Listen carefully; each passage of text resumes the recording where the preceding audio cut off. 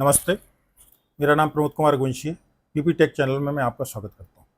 मैं प्रदीप सिन्हा, पीपीटेक चैनल में आप सभी का बहुत बहुत स्वागत है।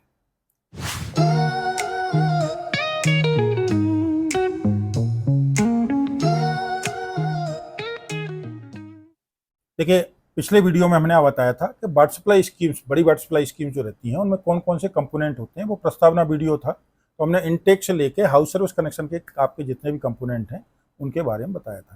और उसमें ये भी बताया था कि हम अगले वीडियो में आपको कंपोनेंट वाइज डिटेल बताएंगे।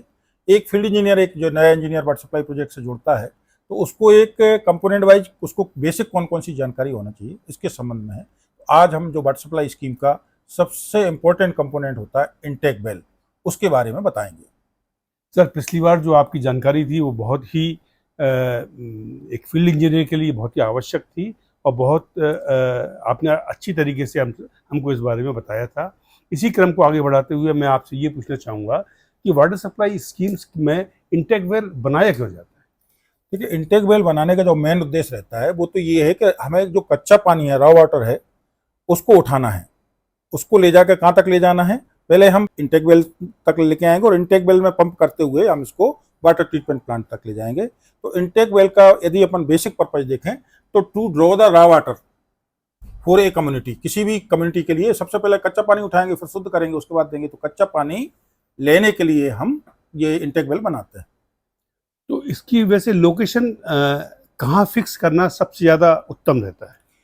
देखिए, जब इंटेक वेल की बात कर रहे हैं तो हमारे यहाँ सामान्यतः हम जो इंटेक बनाते हैं वो तो या तो पेरिनियल रिवर, जो 12 महीने जिस नदी में पानी रहता है वहाँ उसमें बनाते हैं, या कोई वाटर रिसोर्सेज डिपार्टमेंट का डैम हो जिसमें कि पानी की उपलब्धता थ्रू आउट ईयर हमें उपलब्ध हो, उसमें बनाते हैं। या कोई तालाब है जिसमें कि हमें पानी की उपलब्धता है, तो इन्हीं जगह जहाँ पानी की पूरे 12 महीना उपलब्धता रहती है, उस नदी, तालाब या बांध पे हम इंटेक वेल बनाते हैं।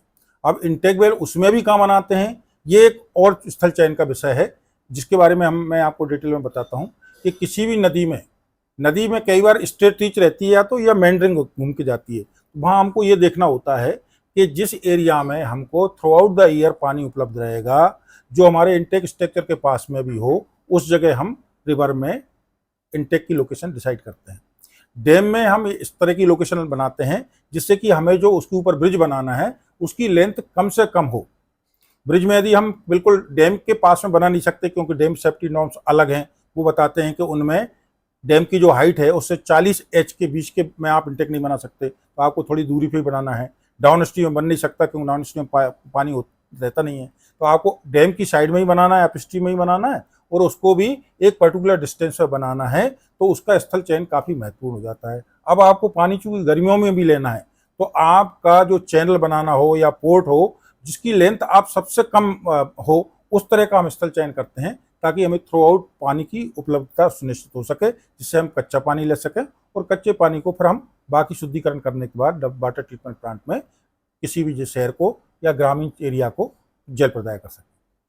सर, इसी विषय में मैं ये जानना चाहूँगा कि किसी भी नदी या डैम का किस लेवल तक का पानी हम ड्रॉ करते हैं इंटेक वेल के माध्यम से? देखिए, हमें बाकी तो नदी बहुत बरसात में है, बरसात के बाद जो ठंडों का सीजन रहता है उसमें भी पानी का फ्लो सामान्य बना रहता है, लेकिन गर्मियों में कई बार फ्लो काफ़ी कम हो जाता है।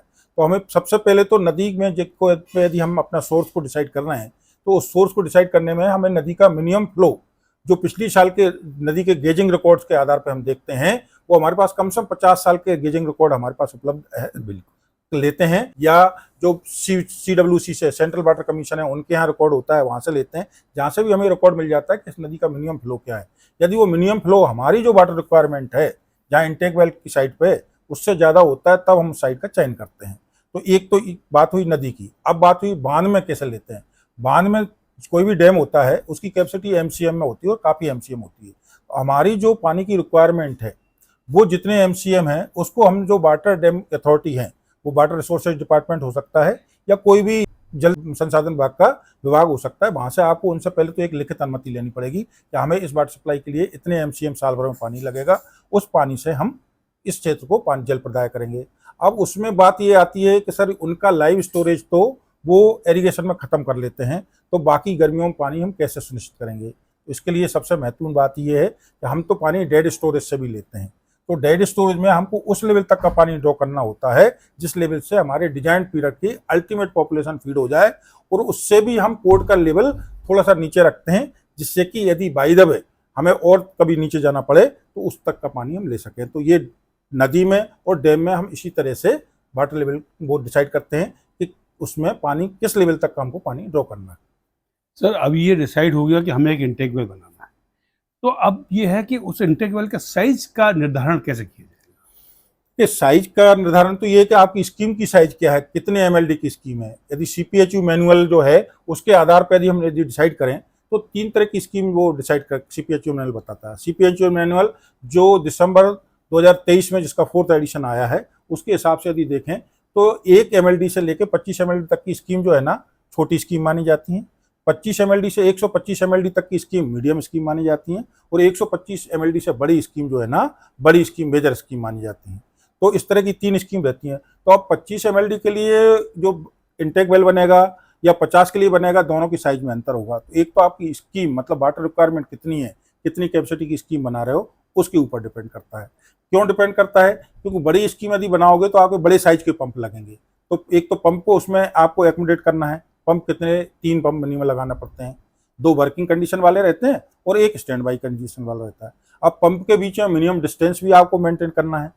तो 3 पंप लग रहे हैं, पंप के बीच में डिस्टेंस मेंटेन करना है। आखिरी के जो कोने के पंप लग रहे हैं उनका इंटेक वेल की दीवार से आपको स्पेसिंग मेंटेन करना है। तो इन सब चीज़ों को ध्यान में रखते हुए इंटेक वेल का डायमीटर निश्चित किया जाता है।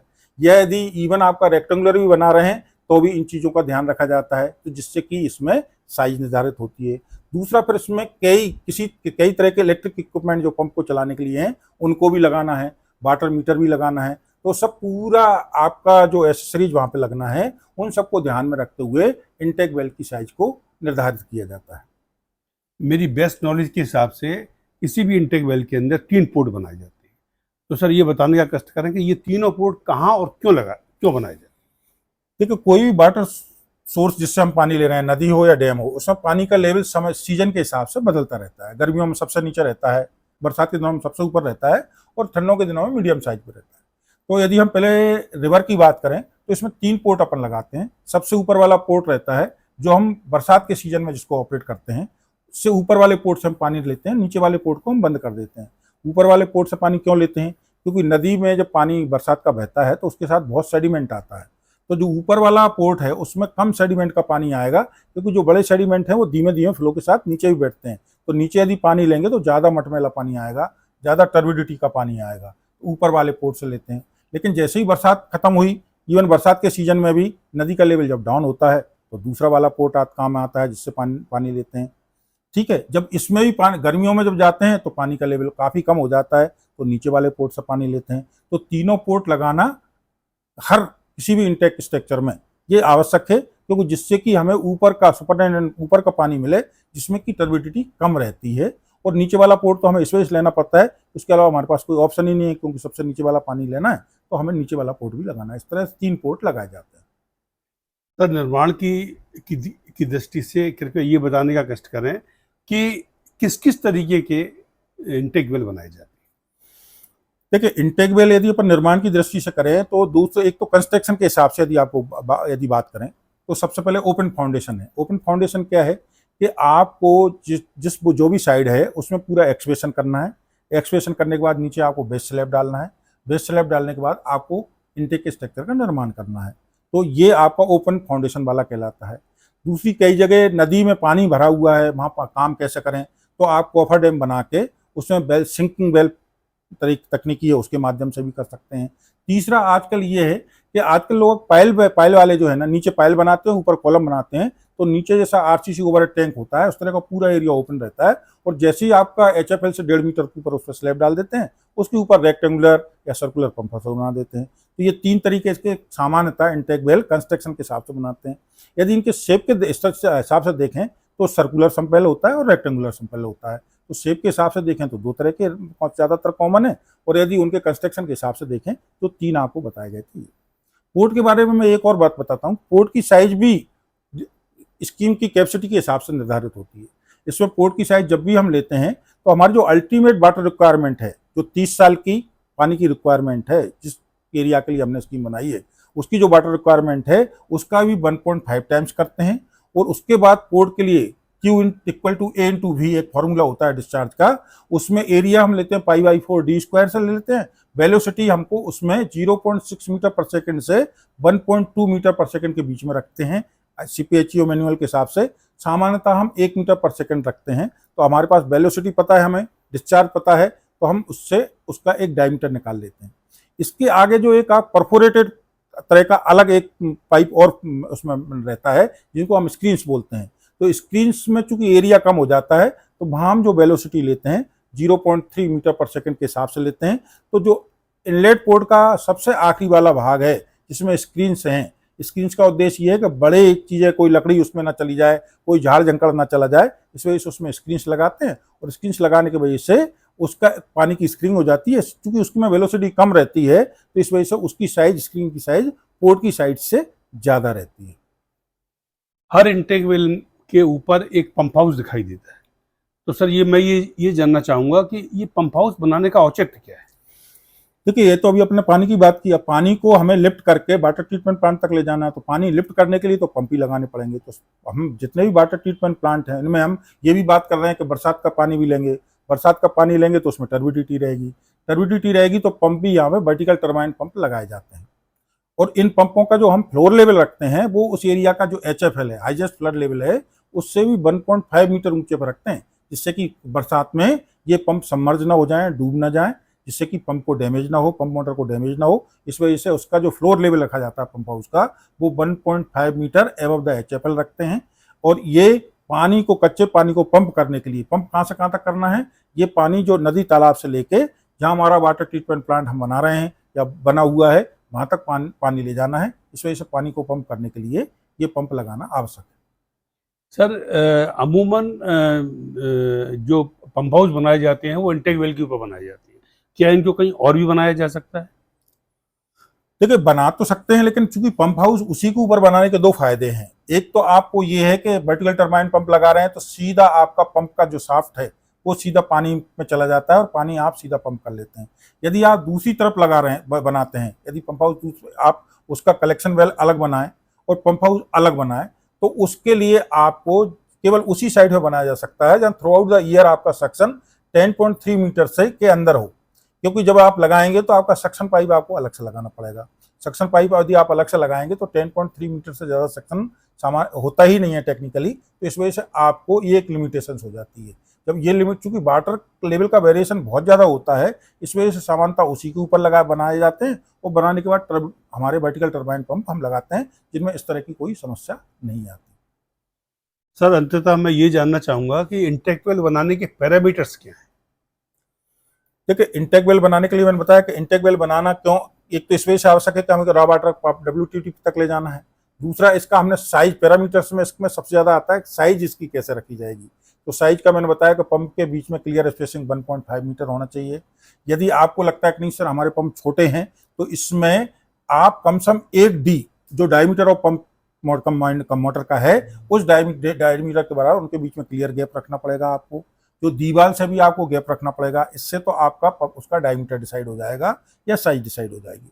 अब इसके बाद एक और महत्वपूर्ण बात आती है कि इंटेक तो सर आपने नदी में बनाया है, क्योंकि रोड के बीच में इसमें काफ़ी गैप है, तो वहाँ तक कैसे पहुँचेंगे बरसात के सीजन में, तो उसके लिए एक अप्रोच ब्रिज भी बनाया जाता है। अप्रोच ब्रिज के बनाने के लिए जो मिनिमम पैरामीटर ये है कि 3 मीटर क्लियर आपको ब्रिथ मिलना चाहिए। उसके अलावा उस पर चूंकि आपका रॉ वाटर पाइप भी जाएगा, आपका रेलिंग भी लगेगी, पोस्ट लगेंगे रेलिंग के, थ्रस्ट ब्लॉक भी बनेंगे, उनकी अलग है। तो उन सब चीज़ों को जोड़ दिया जाए तो अप्रोच ब्रिज की ओवरऑल लेंथ जो है ना, डेप्थ ब्रेड्थ जो आती है, और लेंथ कितनी रहेगी, जहां आपका HFL उसी लेवल पे जहां आपको ग्राउंड पर टच हो जाता है उस लेवल तक का आपको अप्रोच ब्रिज बनाना पड़ेगा, जिससे कि आपका हर सीजन में आपकी एसेसिबिलिटी रहे, जहाँ इंटेक तक आप जा सकें। ये दूसरा डिजाइन पैरामीटर है। तीसरा इसका ये है कि HFL से 1.5 मीटर आप ऊंचा रखना है। अब इसमें जो पंप हाउस बनाते हैं उसकी हाइट भी सामान्यतः 6 मीटर रखते हैं। 6 मीटर क्यों रखते हैं, क्योंकि लगभग 1 मीटर नीचे उसमें गैंट्री गर्डर लगता है, जिससे मोटर पंप को लिफ्ट करना होता है। बाकी उसके लिए हेडरूम भी आवश्यक होता है, इस वजह से मोटे तौर पर इसकी जो हाइट रहती है वो 6 मीटर के आसपास रखते हैं। तो हाइट 6 मीटर हो गई, डायमीटर आपने डिसाइड कर लिया, फाउंडेशन वहाँ का जो स्ट्रेटा है उसके ऊपर डिपेंड करती है। ये रॉक में कम से कम 1.5 मीटर एटलीस्ट रॉक में होना चाहिए। अब कई जगह डिजाइन के हिसाब से यदि अपन देखें तो वहाँ नीचे आपको हार्ड रॉक मिलता ही नहीं है। मिलता नहीं है तो फिर उसको स्किन फ्रिक्शन पे आपको रेस्ट करवाना पड़ता है। उसके लिए पूरा का पूरा उसका डेप्थ ज़्यादा जाती है, और डेप्थ ज़्यादा होने के बाद स्किन फ्रिक्शन जैसे ही डेप्थ में जाते हैं तो अपलिफ्ट प्रेशर आने लगता है, तो अपलिफ्ट प्रेशर को भी उसको ध्यान में रखा जाता है। तो ये डिजाइन पैरामीटर्स के लिए लोडिंग हो गई, उसकी साइज हो गई, फाउंडेशन इसकी डिपेंड करता है कि वहाँ आपको स्ट्रेटा कैसा अवेलेबल हो रहा है। आज हमने रघुवंशी साहब से इंटेक से संबंधित जानकारी हासिल करी, और उसके पैरामीटर्स क्या होते हैं, उसे कहाँ बनाना चाहिए, बनाना क्यों आवश्यक है, ये सब हम सब जो फील्ड इंजीनियर्स हैं उनके लिए बहुत काम की चीज़ें हैं, जो हमें इंटेक बनाने में आगे भी काम देंगे।